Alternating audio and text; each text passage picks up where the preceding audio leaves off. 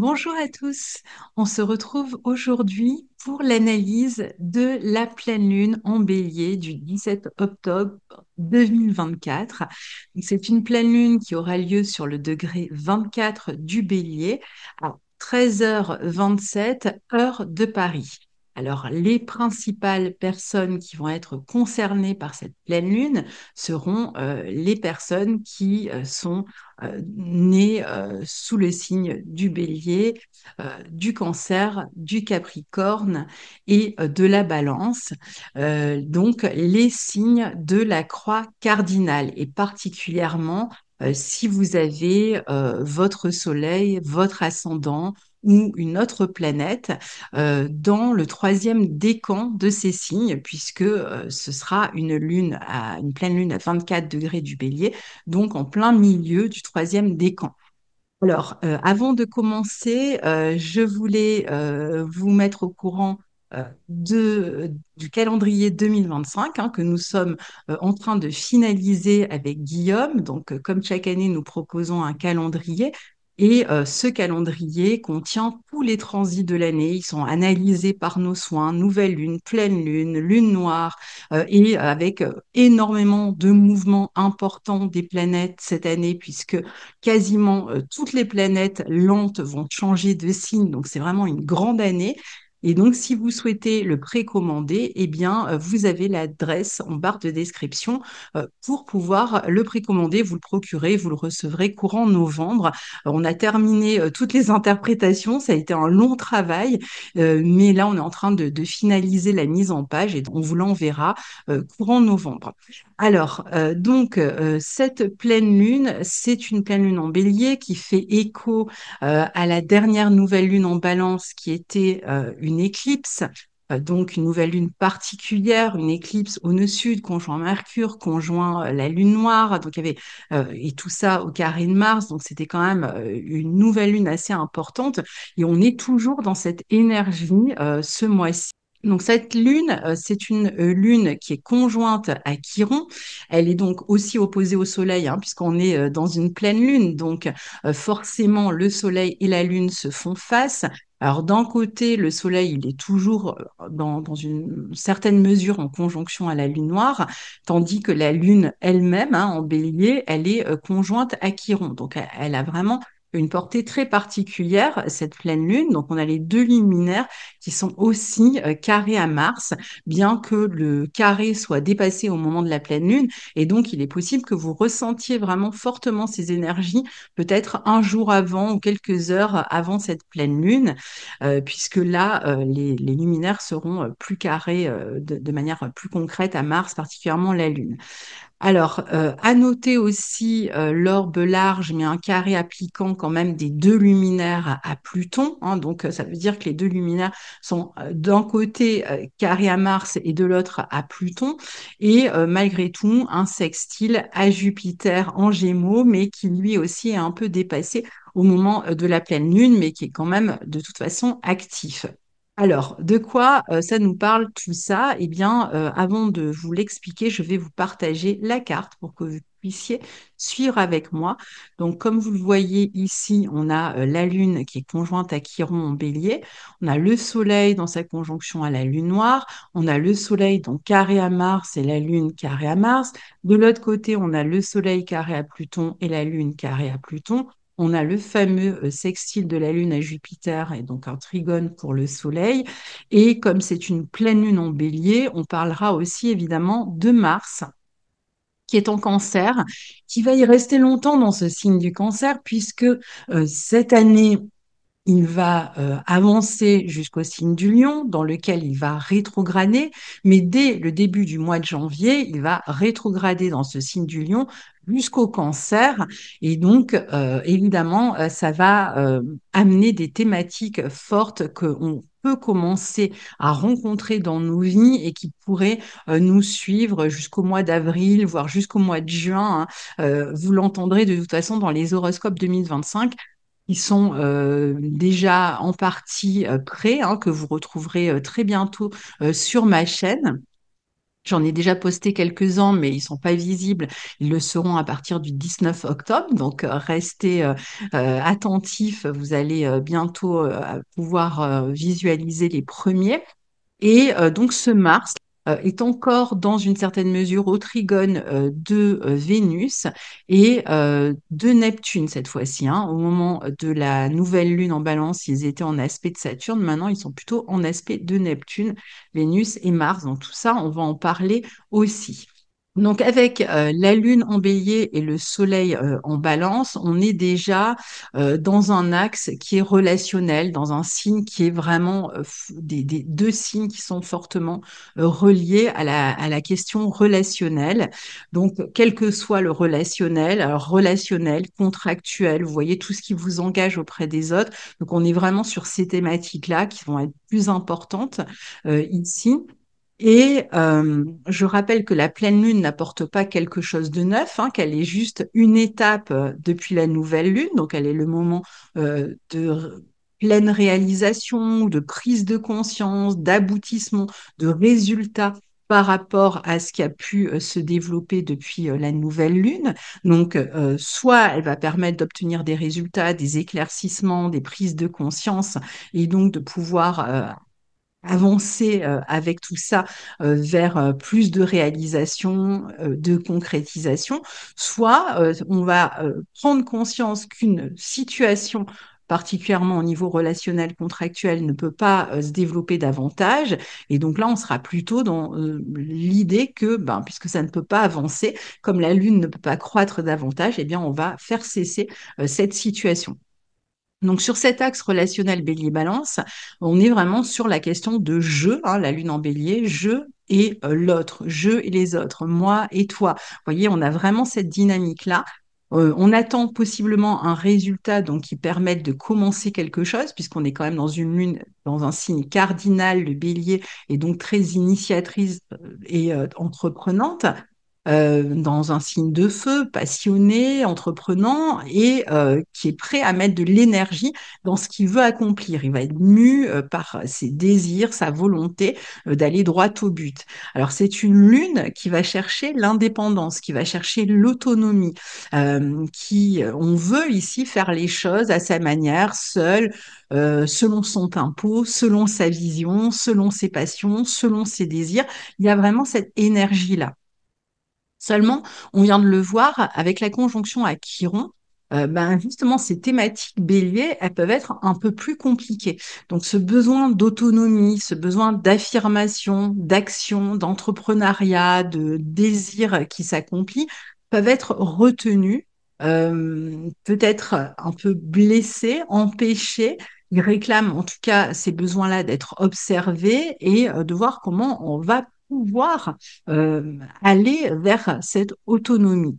Que l'on cherche à diriger, à commander, à s'affirmer à travers son ambition, à prendre plus d'indépendance, à entreprendre, eh bien, c'est un peu plus compliqué et surtout plus sujet à complications avec les autres. On a envie ici de se montrer plus combatif, plus courageux, mais certaines dépendances aux autres sont des entraves ici qui pourraient nous freiner. Alors, quand je dis entrave ou dépendance, ça peut être des dépendances à proprement parler, comme ça peut être une situation dépend de quelque chose d'extérieur, et c'est cette ou d'une personne extérieure, et c'est parce que cette envie d'entreprendre ou d'être indépendant dépend en même temps de quelque chose d'extérieur qu'on est comme empêché. On peut pas faire comme on le souhaiterait. On n'arrive pas à être seul maître à bord. On n'a pas l'autonomie nécessaire pour s'émanciper. On va donc être beaucoup plus conscient ici de ces dépendances, mais en même temps, ces dépendances, eh ben, elles peuvent entraîner soit des combats intérieurs, des espèces de tiraillements compliqués, si on n'a pas les moyens de s'en émanciper, par exemple. Donc, ça va faire pas mal de remous sur le plan émotionnel. Soit ça peut entraîner eh bien, des problématiques directes avec les autres, ce qui pourrait être une entrave à cette émancipation, à cette indépendance, à cette affirmation, à cette envie d'entreprendre. Et à ce moment-là, eh bien, ça va être beaucoup plus compliqué sur le plan de la communication, des relations aux autres, et on va voir de quelle manière. Alors, en face de la Lune, on a le Soleil, puisqu'on est dans une pleine Lune, et ce Soleil en balance, il est dit en chute. Donc, il cherche désespérément ici l'équilibre. Le soleil, il va être tourné vers les autres, à faire plaisir aux uns, aux autres. Il est plus tourné vers les autres finalement que soi-même, alors qu'on a quelque chose de précis, hein, comme je disais, à mettre en place, à entreprendre. Donc, il va peut-être être amené à s'occuper aussi des blessures d'autrui, ce soleil. Donc, il y a peut-être aussi l'idée de soutenir, d'aider des personnes qui ont besoin de nous, que ce soit sur le plan de la santé ou autre. Et donc, d'être freiné d'une certaine manière dans ce qu'on cherche à avancer, à faire évoluer, puisqu'on on est pris dans des situations où on doit aider, soutenir, alors qu'on aspire à agir ailleurs, à un autre endroit de notre vie. C'est un soleil en balance qui peut être un peu en représentation, qui cherche à donner une bonne image de lui. Le soleil est quand même conjoint l'orbe est large, hein, mais à la lune noire. Donc la dynamique à l'autre et la capacité à s'affirmer de cette lune bélier, ben, dépend de l'autre d'une certaine manière, comme je vous disais, et c'est là que ça devient problématique. Donc on doit composer avec l'autre, mais en même temps, on a du mal à s'entendre avec l'autre. On voudrait être autonome, mais par certains aspects, on a besoin de l'autre. Alors, c'est un casse-tête chinois entre ce besoin d'autonomie et d'indépendance, de courage, hein, que cette lune en bélier, elle est capable d'avoir ce courage-là, et en même temps, l'obligation de composer avec l'autre, qu'il s'agisse de s'en occuper, on l'a vu, d'en dépendre. Euh, donc, ça peut être assez mal vécu, finalement. Les fonctions solaires avec ce soleil en chute à la conjonction de la lune noire, donc toutes les capacités de réalisation et les capacités d'affirmation, et d'un autre côté avec Mars qui lui est aussi en chute dans le signe du Cancer, et une lune qui elle finalement est conjointe à Chiron, donc tout l'aspect un peu dynamique, indépendant, volontaire, bien tout ça est un peu altéré par les positions des planètes. Alors altéré peut-être par des conflits familiaux, par des rivalités, des compétitions, il y a en tout cas un grand stress émotionnel, éventuellement même de l'impatience qui peut provoquer ces tensions. Il y a une difficulté à s'entendre, à se mettre d'accord. Peut-être même, il y a des vieilles casseroles, des rivalités latentes, une haine du passé qui n'est pas résolue, de la rancune avec ce Mars en Cancer, qui peuvent refaire surface dans cette dynamique et qui viennent toujours euh, un peu compromettre ce besoin d'affirmation et d'autonomie. On a l'impression que ce qui se joue dans les événements ici est bien plus ancré, bien plus antérieur d'une certaine manière, et que les situations dans lesquelles ces tensions rejaillissent, eh bien, ne sont que des occasions finalement de les faire ressurgir. Mars, le maître du bélier, est en cancer au carré des deux luminaires. Donc, il est en chute en cancer, je viens de vous le dire. Lui, qui est plutôt de nature tranchante, froide, il est normalement en exaltation en Capricorne. Et donc là, il séjourne dans un signe dans lequel il n'est pas forcément à l'aise, puisque c'est un signe qui est porté sur ce qui nous est cher, sur le besoin d'appartenance, qui nous parle de tout ce à quoi on tient, des personnes, les objets, des situations. Il nous parle de ce sentiment d'appartenance, ce besoin d'inclusion. Et tout cela est bien en contradiction avec la nature de Mars. Donc ce Mars en Cancer, il cause beaucoup de remous sur le plan émotionnel, dont la défense de son indépendance versus la nécessité et les besoins qui nous assujettissent à l'autre. Ça peut être à l'origine de tensions, de stress, même avec des personnes proches qui nous sont chères, la famille, le clan, une équipe de travail, dont on se sent soit écarté, rejeté, exclu, séparé. Euh, ou avec lesquels on entretient en ce moment vraiment de véritables tensions, et avec qui on a du mal à se mettre d'accord. Donc, il faudrait peut-être se défendre, se positionner, mais ça peut être un peu compliqué ici, justement parce qu'on a besoin des autres et qu'on ne peut pas agir à sa guise comme on le souhaiterait. Donc, on est obligé en quelque sorte de prendre les autres en compte et de composer avec eux, ce qui rend, ben, encore une fois, cette indépendance menacée. Maintenant, les deux luminaires sont au carré de Mars, et puis de Pluton de l'autre côté, comme je vous disais, qui lui est en Capricorne, ce qui n'est pas une mince affaire non plus, parce que ce sont tout de même des aspects assez forts et assez conflictuels, surtout quand on n'arrive pas à s'entendre, hein. Ça peut donner des rapports de force assez musclés, ça donne des difficultés à se montrer diplomate, on peut s'entêter à vouloir tout faire à sa façon, on peut chercher à imposer sa manière de faire ou sa volonté aux autres. Et là, si c'est le cas, évidemment, ça sera là aussi source de tumulte, hein. La situation qu'on décrit depuis le début, peut vraiment faire des étincelles et pousser autour de cette pleine lune à des éclats de voix, à des ruptures nettes, à des explications franches, explosives. Et comme on est en phase de pleine lune, eh bien, l'idée vraiment sera d'éclaircir le ciel, de savoir où on en est, de savoir si on peut compter sur quelqu'un, si on doit compter que sur soi. C'est une énergie forte, hein, de transformation, de prise de décision. Parfois, on va couper avec certaines personnes qui nous entravent ou suite à des conversations vraiment tendues, on sera sommé d'agir différemment aussi en prenant peut-être un peu plus en compte les autres, hein. Alors ça peut être suite à des explications. Finalement, ben, on revient à une forme de, de sagesse, hein. Et l'idée, c'est vraiment de mettre son ego au placard ici, hein, parce que on l'a vu, ce soleil en balance, en chute, conjoint à la lune noire, Mars en chute, ça ne, ne destine pas, si vous voulez, à s'affirmer vraiment dans tout son éclat comme on le souhaiterait. Dans la suite de la nouvelle lune précédente à laquelle cette pleine lune finalement se réfère, et qui, on le rappelle, hein, était une nouvelle lune en balance et une éclipse solaire au nœud sud, conjoint Mercure, lune noire et carré à Mars, et on baigne toujours, hein, finalement dans cette énergie. Alors il y a peut-être un travail intérieur quand même, hein, qui est en train de se faire pour dépasser la situation, parce que là je pense que vraiment la relation à l'autre, la communication à l'autre peut rester compliquée même si on arrive un peu à la faire avancer. Donc, le mieux, c'est vraiment de faire un travail sur soi, un effort sur soi. Ici, Mars, qui maîtrise cette pleine lune, est toujours dans un rapport de grand triangle malgré tout avec Vénus en Scorpion qui entre en Sagittaire juste après la pleine lune, et donc et de Neptune. Donc, ça peut quand même amener une capacité à faire preuve de calme, de sagesse, à chercher une forme de réconciliation, de conciliation. Alors, malgré tout, faut pas rêver avec ces aspects-là parce que ni Mars ni Vénus ne sont dans des signes qui sont propices, dans lesquels ils sont à l'aise.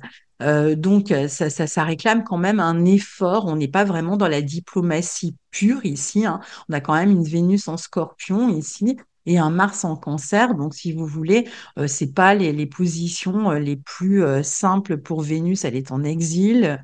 Mars est en chute, hein, donc c'est quand même pas les positions, si vous voulez, les plus simples pour ces deux planètes. Donc forcément, on peut faire un effort, on peut essayer de transformer l'essai et de trouver un moyen d'entente, mais je dirais que tout n'est pas réglé malgré tout. Donc, comme ils aspectent Neptune, hein, ça rappelle à la fois la thématique des dépendances douloureuses à l'autre, hein, ou d'autres qui dépendent de nous, dont je parle depuis le début, et qui, d'un côté, peuvent être un frein à nos prises de décision, à notre autonomie, à notre affirmation, à la mise en route de quelque chose.